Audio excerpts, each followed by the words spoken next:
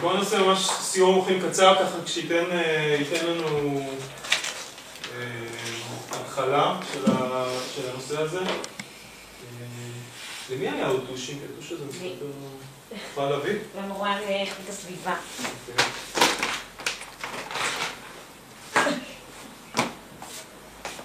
אז איך אני לומד? מה הדברים ראשיים שעולים לי כאילו מהשאלה איך אני לומד?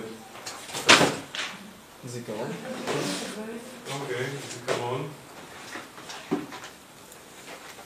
מה עוד? עשייה.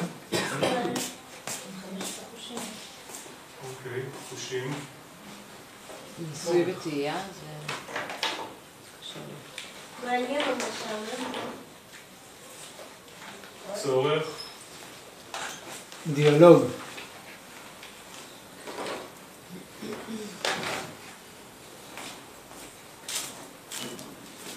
אוקיי, מה עוד? ניסוי וטעייה. צורך. עניין. אז יצאתי מהמילה צורך.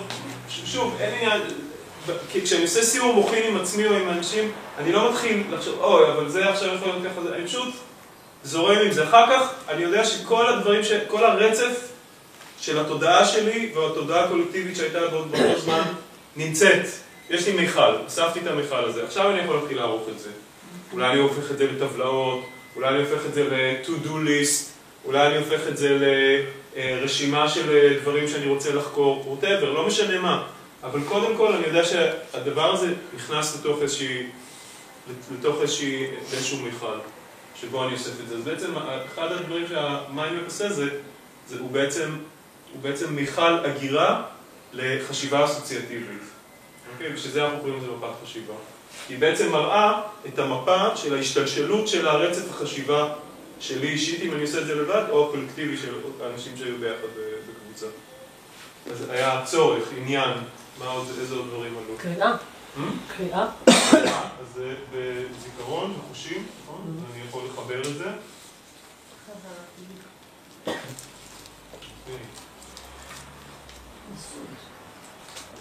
שינון זה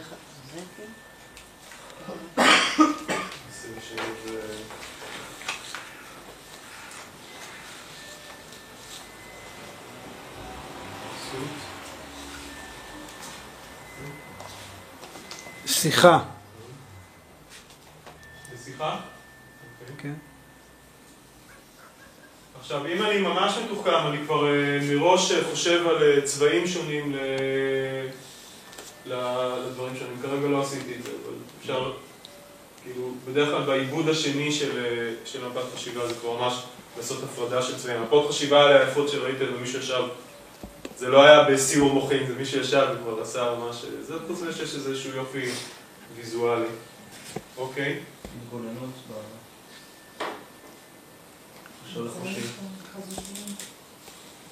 החושים, התגוננות, אז חושים, בואו שנייה נצא מהמקום של החושים. אז יש לנו, בואו נפרט שנייה את החושים, לפני שאנחנו מפרטים את ה...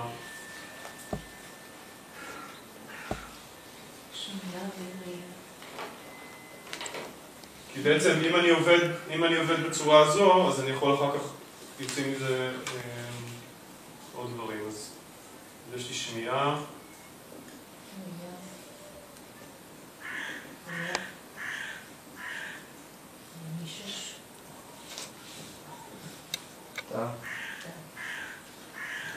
שישי. חוש החשיבה. חוש חש. אינטואיציה. אינטואיציה. אוקיי. עכשיו אני יכול, מתוך זה, ראייה ושמיעה מוביל אותי אני יכול להשתמש בזיכרון, הוא קריאה, כי זה משהו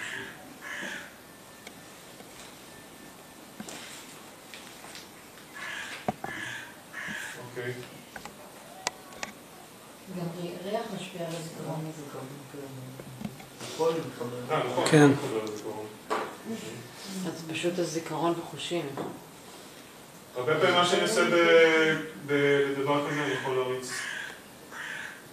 אני חושב שאם אין לך זיכרון בין החושים לבין איך אני לומד, אז זה אין למידה. שמה? חשתי משהו, לא משנה איך. זיכרון הוא פה, כן. כן. מה? זיכרון הוא פה. הדדיות. אבל כשאתה עושה סיור המוחות, אתה לא חושב על החיבורים האלה. קודם אתה זורק את כל האסוציאציות. כן, אני זורק את זה, אבל אם באמת מסתדר לי, אז אני עושה חץ או משהו. אוקיי, ועכשיו אני יכול בעצם להתחיל לפרק מתוך כל אחד כזה איזה באמת חוויות שאני מכיר דומיננטיות, למשל בנושא של שמיעה. האם יותר נוח לי אם נגיד אני שומע הרצאות, אוקיי? או אם אני שומע מישהו מדבר, האם אני באמת לומד ככה יותר טוב? לנסות להתחבר לזה, לנסות לזכור את החוויה שלנו. כן. זה גם קשור למה שמעניין אותי. למשל, אם אני בן אדם שמתעניין במוזיקה ולשמוע ולנגן על זה, סביר להניח שאני יותר חזקה בזיכרון שהוא מוזיקלי או באינטליגנציה שקשורה במוזיקה, אז אני אצליח ללמוד יותר טוב משמיעה. או לחילופין בן אדם שהוא מאוד תנועתי, יותר בהתנסות או יותר דרך גוף שלו, אז הייתי מכניסה לכישורים איפשהו גם את השבע אינטליגנציה. אוקיי, מעולה. שבע אינטליגנציה. איפה המונחים אצלנו? אצלי. שם. מה אתה רוצה לשאול במונחים? ריבוי אינטליגנציה. בלה תוכל לשאול מה? אולי נגיד את רק את הצהוב, רק את הצהוב. שבע אינטליגנציות זה שוב, זה מונח שלם שמדבר על איך אנחנו לומדים, אפשר לבדוק את זה אחר כך. זה שאתה יודע מה האינטליגנציה של מי? חשיבה אפשרית. אני עובד על זה עכשיו. נכון, אני זוכר שקראתי את זה, 8 אינטליגנציות. כל דבר זה ריבוי אינטליגנציות, יש כאלה שמחלקים את זה 108.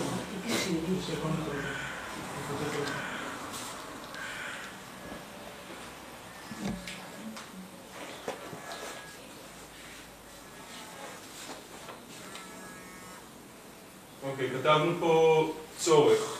בואו נחשוב על ככה דוגמאות של באמת מתי אני לומד הכי טוב בהקשר של צורך, כשיש צורך.